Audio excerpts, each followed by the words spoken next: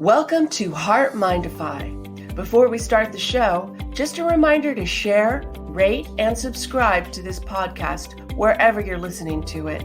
And please give us a 5-star rating. It helps us beat the big tech algorithms. I'm John Izzy. Change can be difficult for a lot of us, but when we understand what makes us tick, we develop a better understanding of who we are and begin a journey of discovering our best self.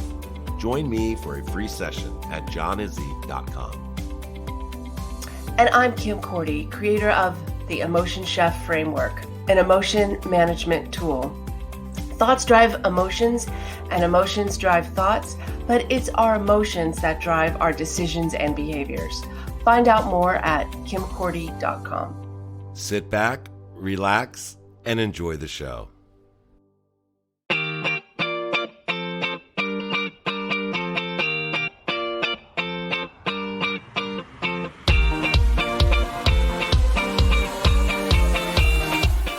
Knowing each other personally and socially for the past 10 years, Kim and John have joined forces, bringing years of experience and training, providing a platform for growth and personal development, along with a little humor. John is the heart, Kim is the mind, and together they are HeartMind-ify.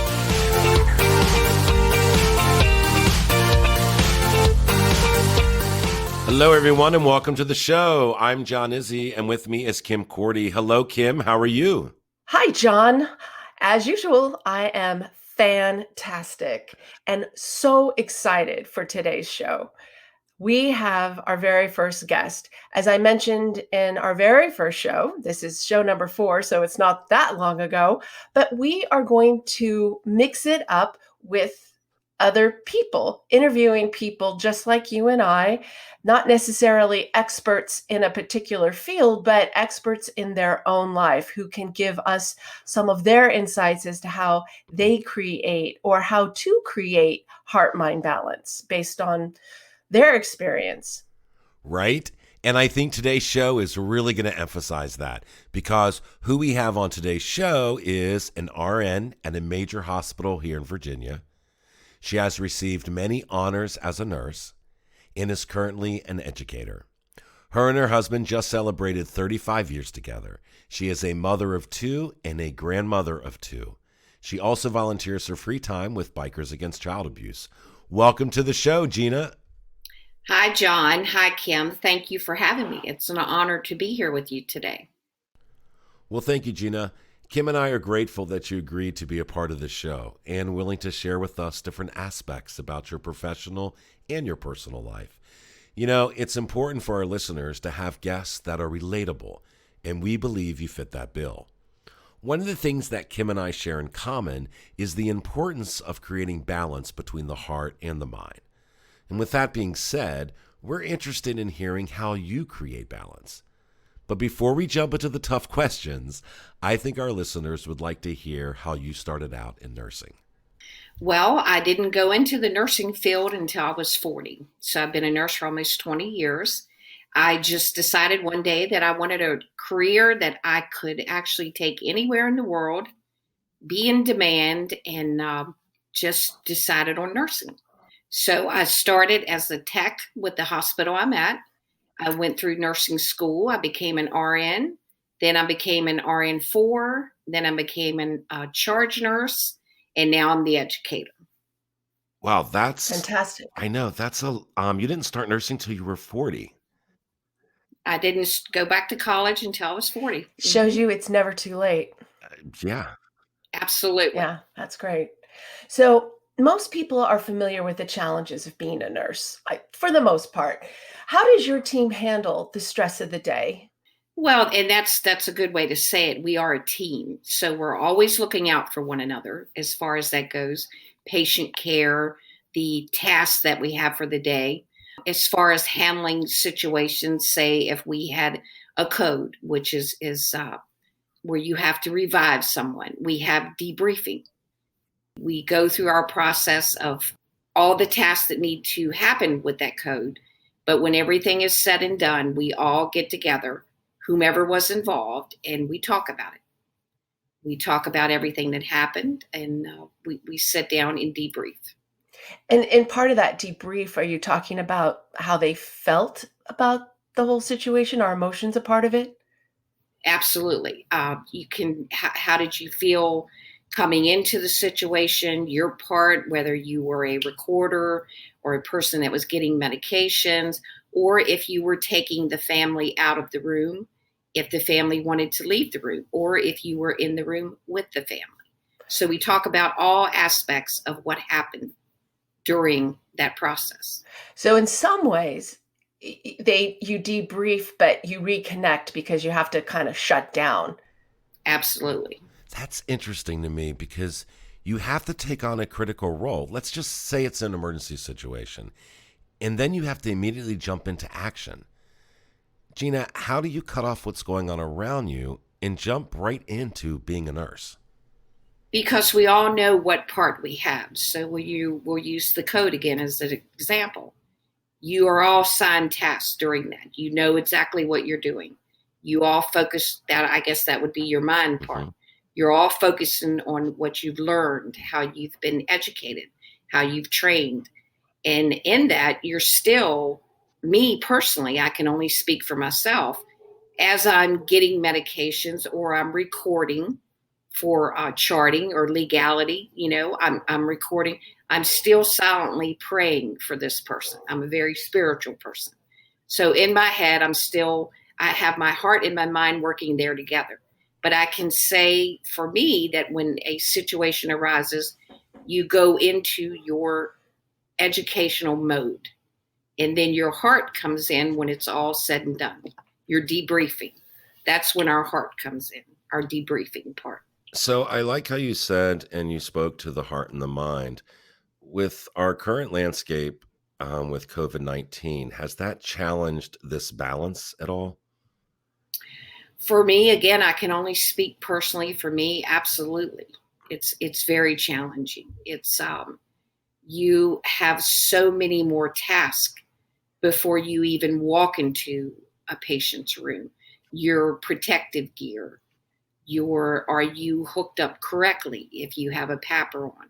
All of these added tasks before, whereas before, 5 years ago, I would have walked into your room and said, "Hey, Mr. Izzy, how are you today?" Now I'm outside preparing myself before I can walk into your room. Does that make sense?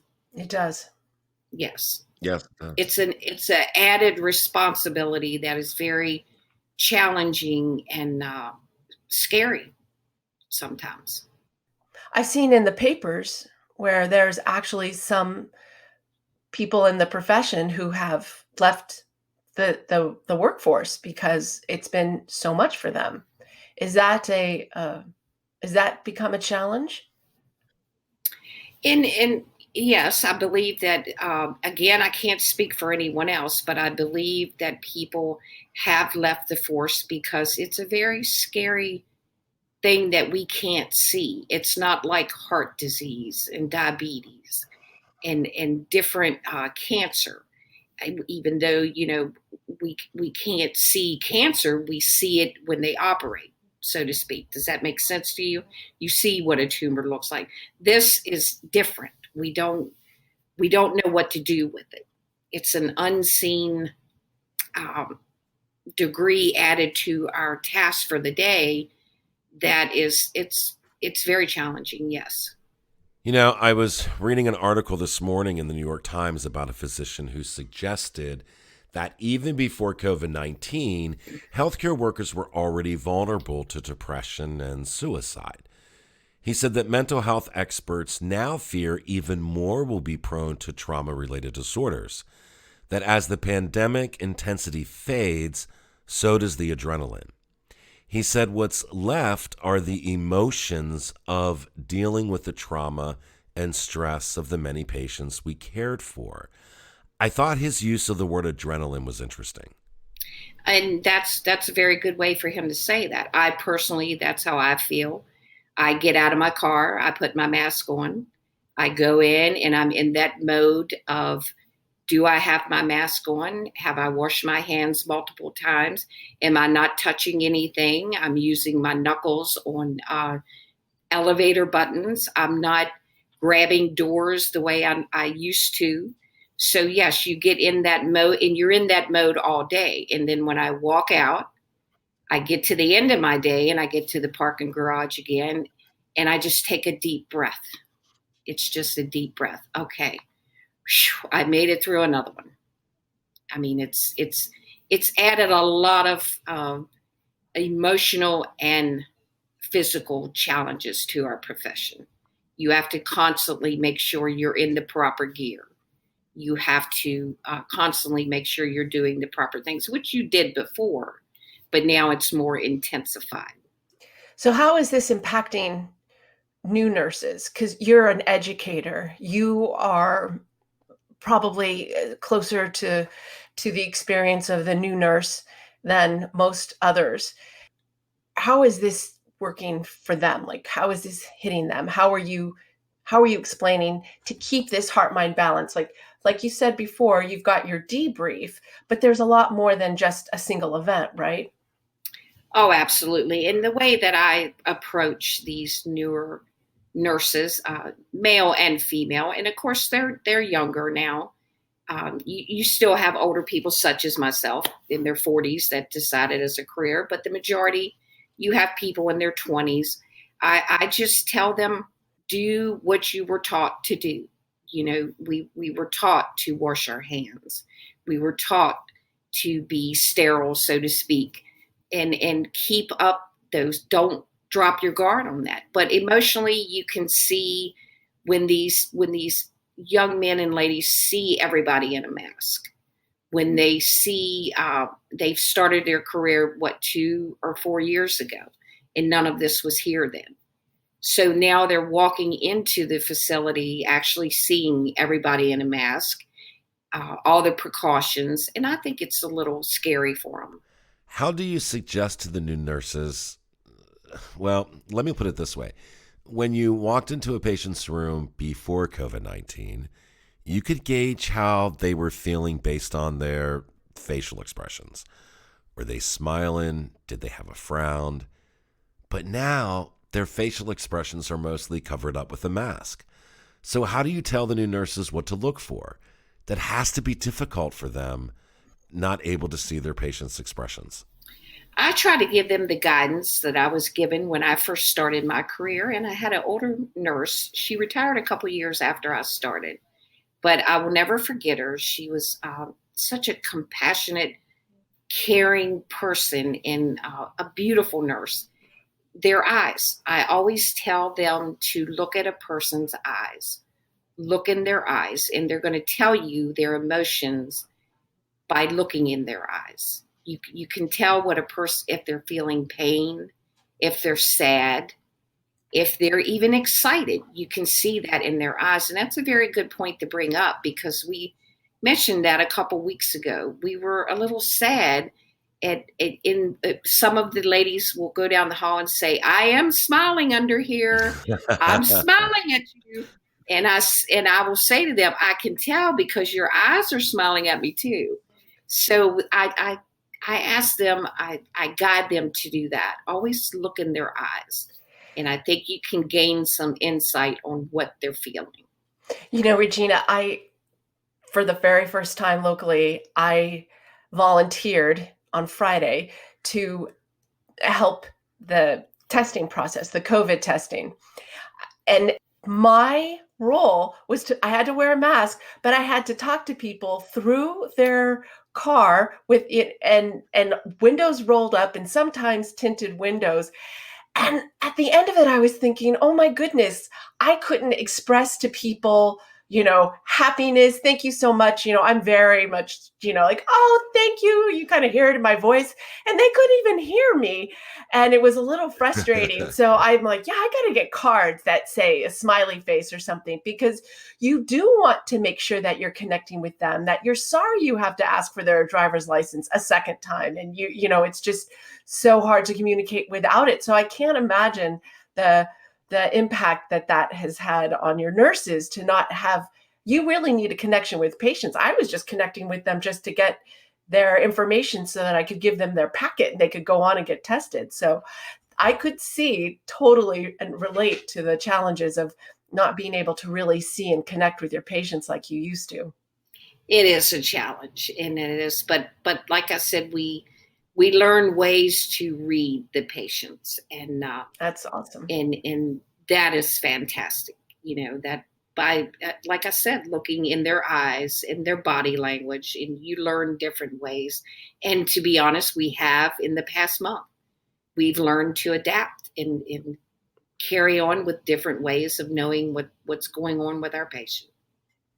It seems like you almost have to do that considering that, a patient today can't have family members or loved ones at the hospital with them. So you are their only connection to the medical as well as the outside world. I mean, it's you guys. And you're absolutely right about that. And I can tell you the facility that I work for, we take that very personally. We make sure that we are their family.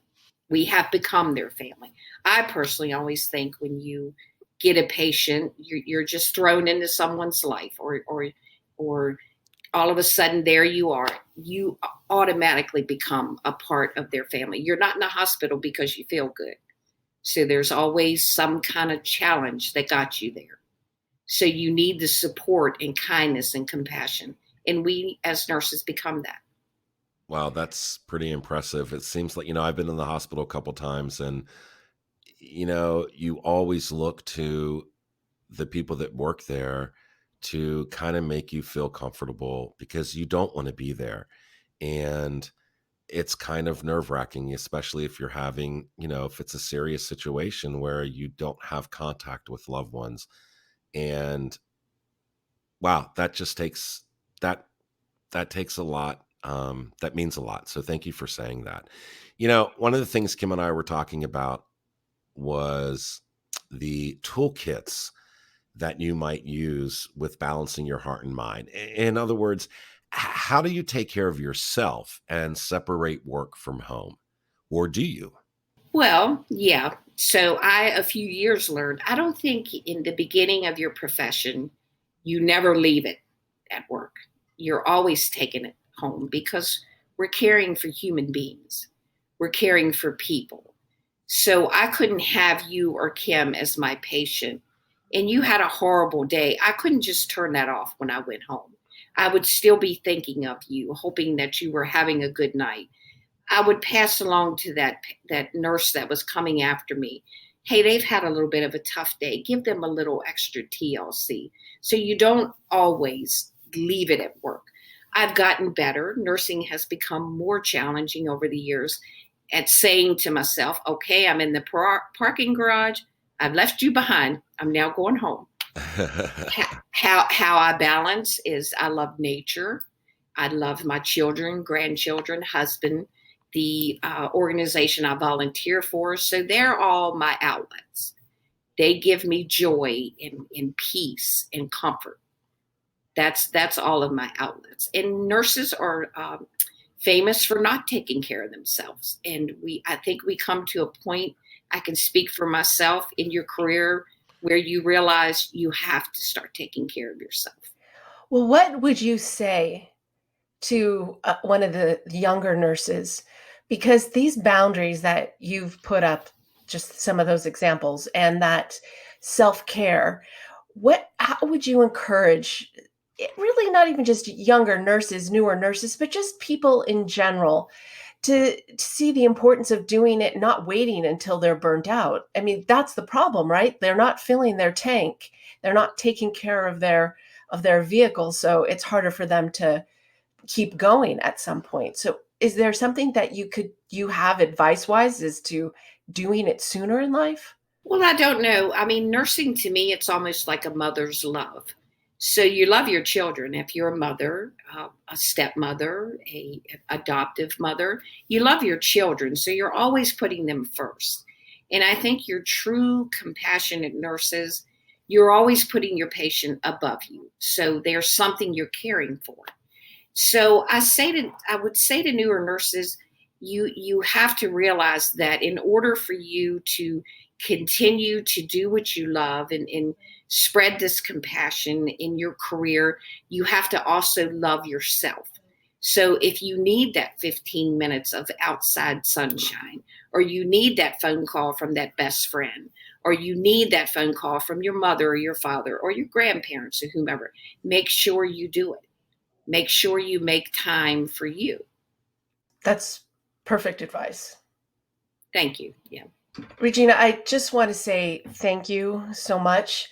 And I want to reiterate, going back to your your concept of having the debrief and the reconnecting, there is so much evidence to the fact if we can talk about our emotions and give them a label, that the benefits are so great. What you as nurses deal with, it's called emotional labor. And that means that you're having to put on a happy face and you're having to give compassion where you might not have it in you because you become so drained.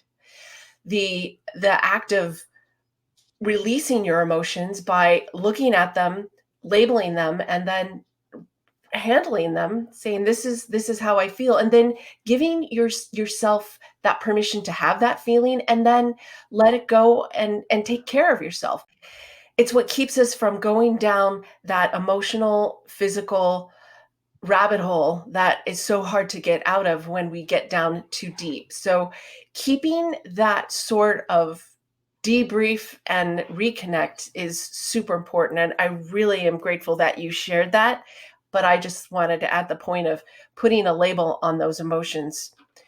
It's good for your brain. It's good for your emotional well-being and resilience. You know, Kim, it is. And also, too, it's this whole concept of self awareness and understanding of what makes us who we are by our emotions and how we think and respond to those feelings and thoughts. You know, Gina, as I was listening to you talk, one of the things that came to mind was the fact that if you as a nurse is having a bad day, your patients are going to notice your mood and will most likely be affected by that mood.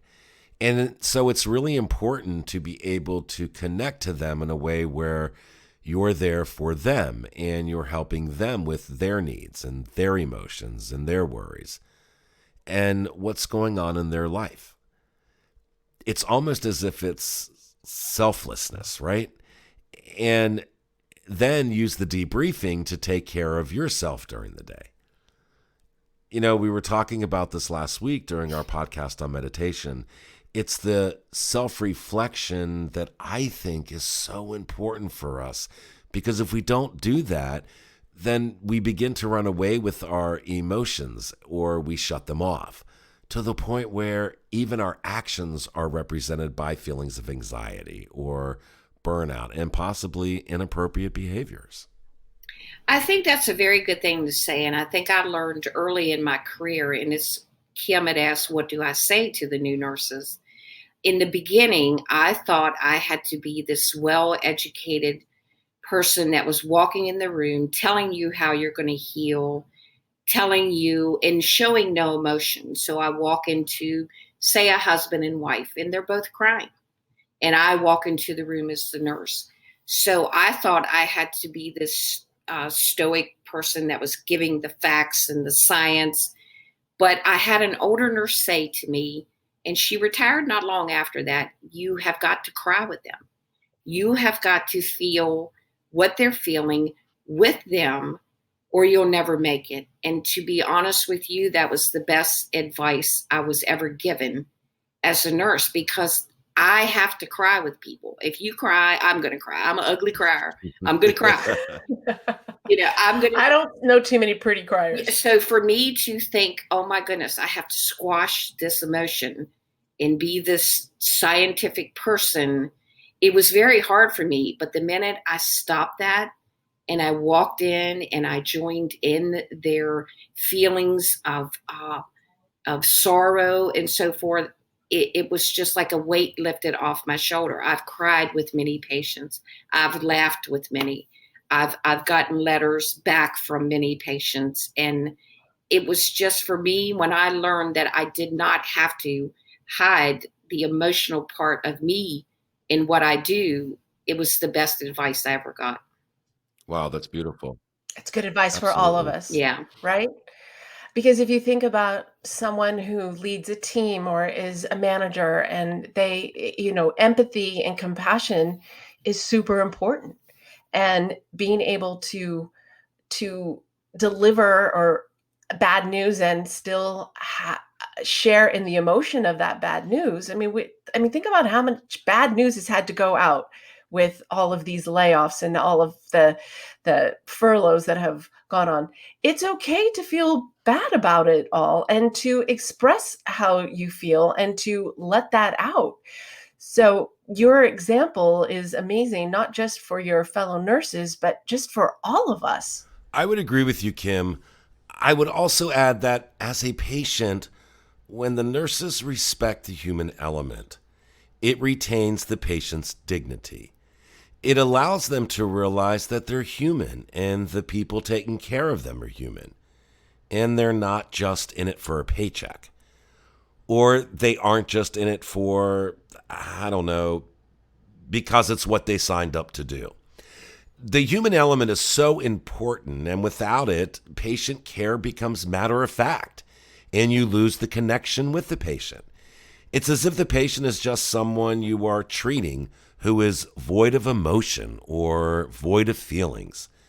Patients need to feel that they are being treated not just for a medical condition, but on a human level, where their feelings and their anxieties and maybe their lack of understanding is respected and given the same care as the medical condition is given. It's taking care of both the medical and the human condition.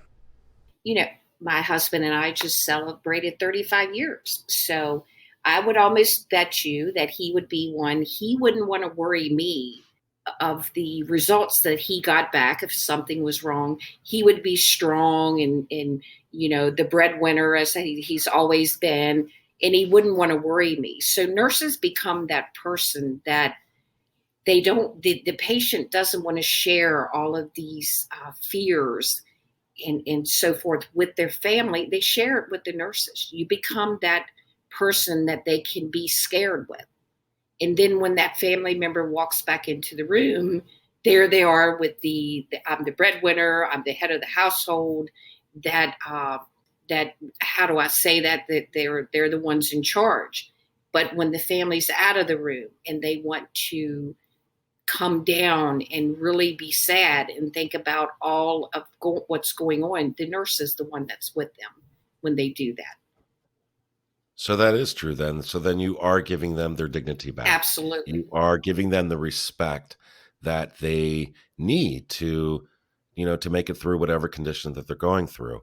And Kim, I think our podcast does that same thing. I think we are consistently looking at issues or concerns that bring balance to the heart and mind. And one is not better than the other. It's when they come together and they are in balance when we can be, the best person that we can be. And I think you being here with us today, Gina, and thank you so much for doing that, is just a testimony to a profession that is not easy and dealing with a lot of emotion and dealing with a lot of intellect and bringing that balance is so key for patients and for new nurses coming aboard. And if I have to go to the hospital, I hope you're my nurse, because that's the kind of nurse I want taking care of me.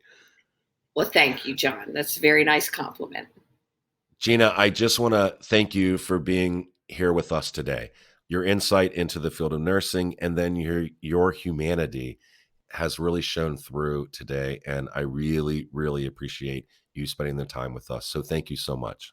You're welcome, John. It was nice to spend this time with you and Kim today, and thank you for having me. Thank you, Gina. So, Kim, what's going on with our next show? Yes, John, it's my turn for the subject, and it's going to be my three brains. What? Yes, heart, head, and gut in decision making.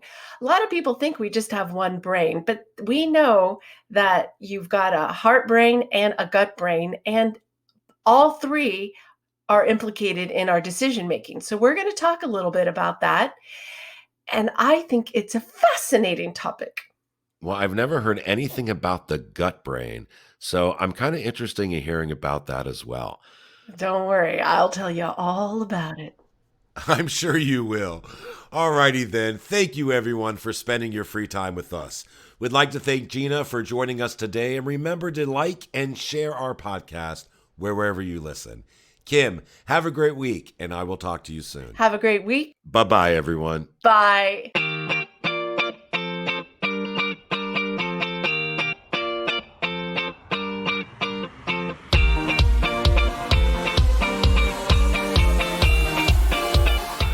New shows are available every Saturday right here on HeartMind-ify.podbean.com or wherever you listen. Kim and I would like to thank each and every one of you for allowing us to be a small part of your life. Be kind to yourself and remember, our hearts tell the story, but our mind is the conductor.